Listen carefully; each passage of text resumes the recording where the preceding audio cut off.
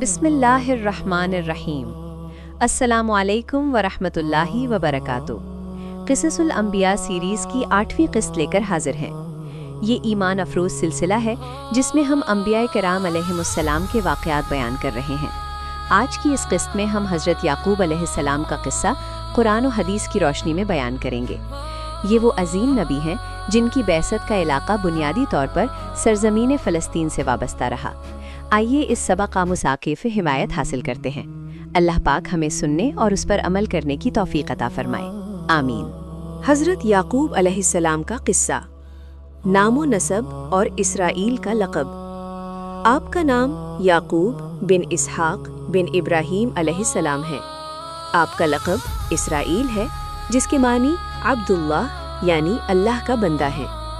आपकी नस्ल से जो अंबिया और कौम चली उसे इसी लक़ब की निस्बत से बनी इसराइल कहा जाता है। आप हज़रत इसहाक़ अलैहिस्सलाम के छोटे साहबजादे हैं और अपने भाई ईसू अलाइस के जुड़वां थे। वालिद की दुआ और भाई की नाराज़गी। जब हज़रत इसहाक़ अलैहिस्सलाम बहुत बूढ़े हो गए और उनकी बीनाई चली गई तो उन्होंने अपने बड़े बेटे ईसू से कहा, बेटे जाओ शिकार करके लाओ और मेरे लिए खाना तैयार करो ताकि मैं मरने से पहले तुम्हें बरकत की दुआ दे दूं। ईसू शिकार के लिए चले गए। उनकी वालिदा रुफ़क़ा हज़रत याक़ूब अलैहिस्सलाम से बहुत मोहब्बत करती थी। उन्होंने याक़ूब से कहा, बेटे तुम बकरी ज़बाह करके खाना तैयार करो और अपने वालिद के पास ले जाओ ताकि वो तुम्हें दुआ दे दें। चूँकि ईसू के जिस्म पर बाल थे इसलिए वालिदा ने याक़ूब के हाथों और गर्दन पर बकरी की खाल लपेट दी ताकि वालिद को छूने पर शक न हो। हज़रत इसहाक़ अलैहिस्सलाम ने खाना खाया और याक़ूब के लिए दुआ की, ऐ अल्लाह, इसे अपने भाइयों का सरदार बना, इसकी नस्ल में बरकत डाल और इसे ज़मीन की बादशाही और नबूवत अता फरमा। जब ईसू वापस आए और उन्हें पता चला कि याक़ूब दुआ ले चुके हैं तो वो सख्त नाराज़ हुए और अपने भाई से हसद करने लगे, यहाँ तक कि उन्होंने याक़ूब को कत्ल करने का इरादा कर लिया। हिजरत फदान अराम इराक़ की तरफ रवानगी। जब वालिदा को ईसू के इरादों का पता चला तो उन्होंने याक़ूब अलैहिस्सलाम को मशवरा दिया कि वो अपने मामू लाबन बिन बतूईल के पास फदान अराम इराक़ चले जाएं ताकि कुछ अरसा वहाँ क़याम करें और अपने भाई के गुस्से से महफूज रहें। हज़रत इसहाक़ अलैहिस्सलाम ने भी याक़ूब को बुलाया, उन्हें रुख़सत किया और नसीहत की कि कनान की किसी लड़की से शादी न करना, अपने मामू की बेटियों में से किसी से निकाह करना। अल्लाह तुम्हें बरकत दे और तुम्हें तुम्हारे दादा इब्राहीम की मीरास नबूवत व ज़मीन का वारिस बनाए। रास्ते का ख्वाब और बैतुल मुक़द्दस की बुनियाद। हज़रत याक़ूब अलैहिस्सलाम मक्का या फ़लस्तीन से इराक़ की तरफ रवाना हुए। रास्ते में रात हो गई तो आपने एक पत्थर को तकिया बनाकर सर के नीचे रखा और सो गए। वहाँ आपने एक अजीब ख्वाब देखा।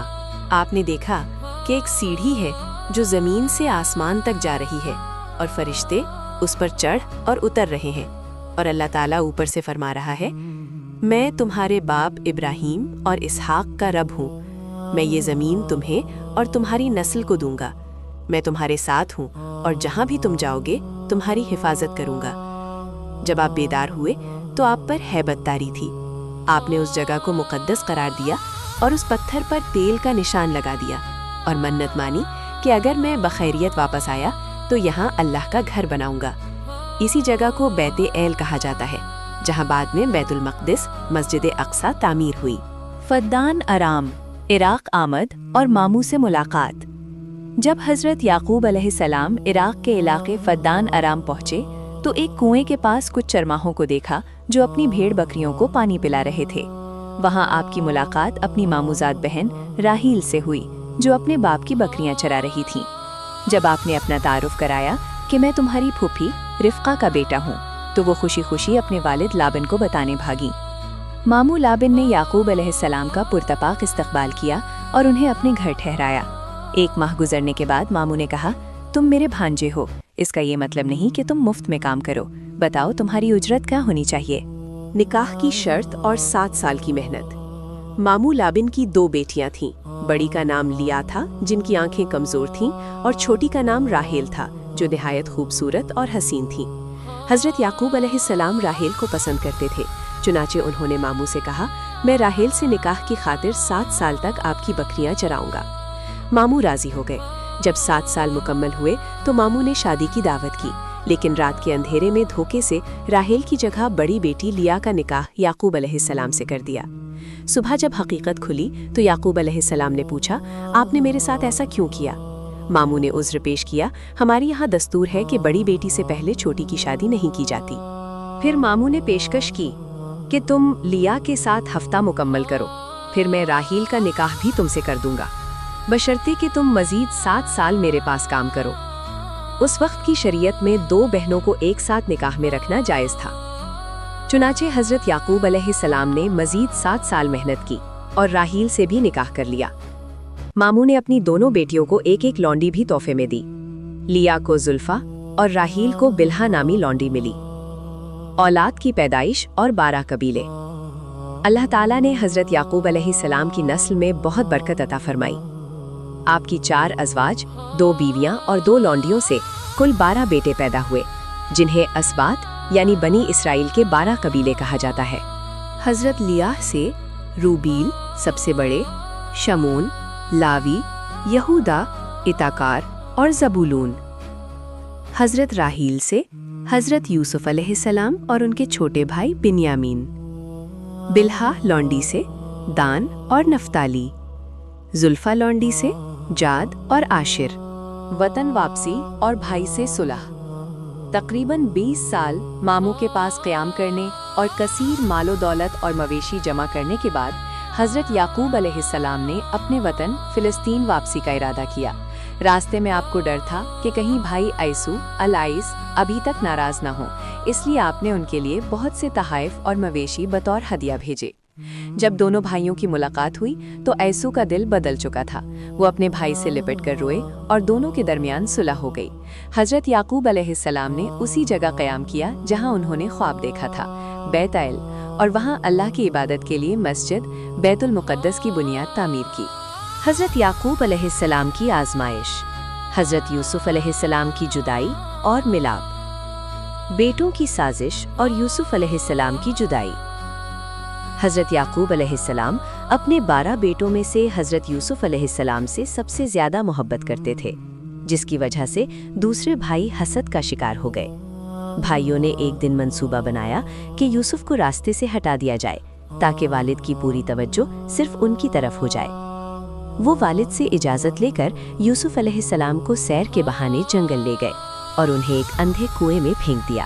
رات کو وہ روتے ہوئے والد کے پاس آئے اور جھوٹی کہانی سنائی۔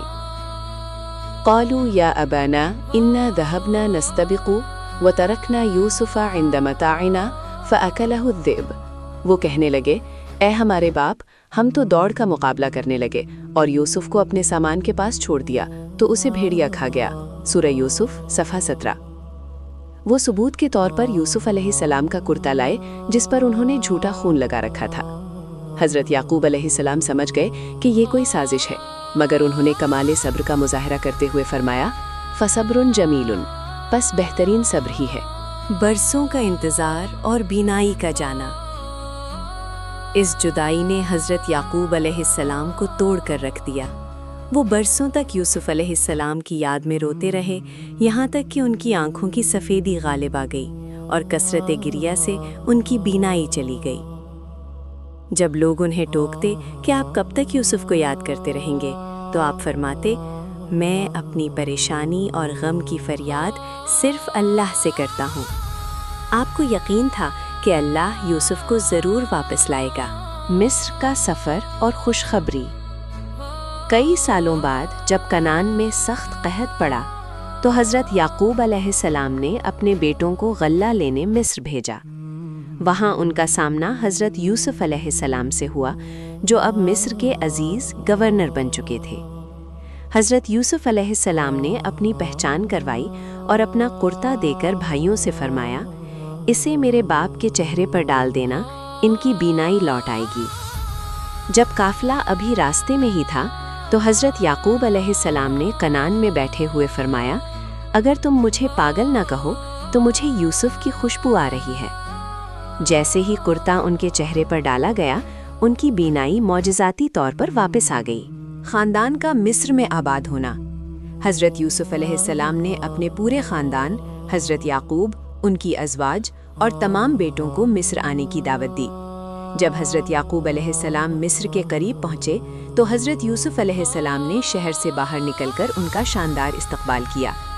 حضرت یعقوب علیہ السلام نے جب اپنے بیٹے کو عزت اور بلند مرتبے پر دیکھا تو اللہ کا شکر ادا کیا۔ پورا خاندان مصر میں نہایت عزت کے ساتھ آباد ہو گیا۔ حضرت یعقوب علیہ السلام نے اپنی زندگی کے آخری 17 سال مصر میں اپنے بیٹے یوسف علیہ السلام کے سائے میں نہایت سکون سے گزارے۔ وفات اور فلسطین واپسی۔ وفات کے وقت حضرت یعقوب علیہ السلام نے وصیت کی کہ انہیں ان کے باپ دادا ابراہیم اور اسحاق کے پہلو میں فلسطین الخلیل میں دفن کیا جائے۔ چنانچہ ان کی موت کے بعد حضرت یوسف علیہ السلام ان کا جنازہ لے کر فلسطین گئے اور انہیں وہاں پرانی قبروں کے پاس دفن کیا۔ وفات کے وقت آپ کی عمر 147 سال تھی۔